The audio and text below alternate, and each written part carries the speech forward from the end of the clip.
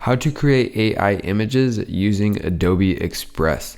So you're going to want to head over to the website, and this is currently in the beta version. So you're going to want to go ahead and join for free. You can sign up with your email, or you can just use one of your pre-made accounts. So once we are done setting up our account, we can see already just from the homepage that they are featuring their text to image tool right here.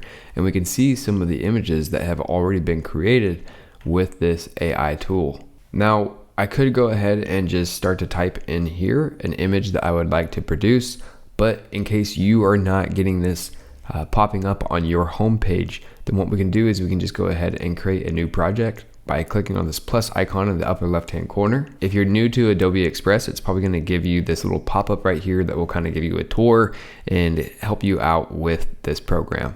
But I'm going to go ahead and just exit out of it. So then once we're inside of our project here, in order to access the text to image tool, we just got to go over to media, and you might not notice it right away because you'll see all these different features right here, but it actually says text to image right up here.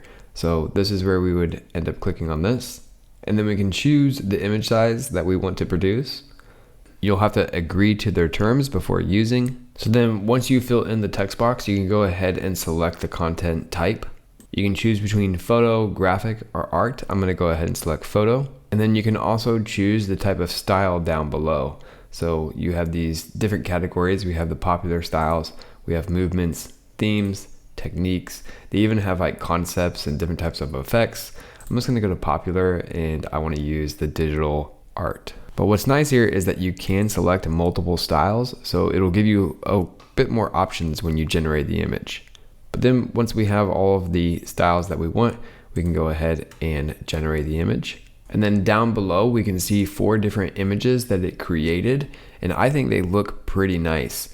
If we want to, we can go ahead and load more to see a few more options. So for now, I think this is my favorite one. And you can just change it by selecting one of these. So I'm going to go ahead and select this one and make it a little bit bigger.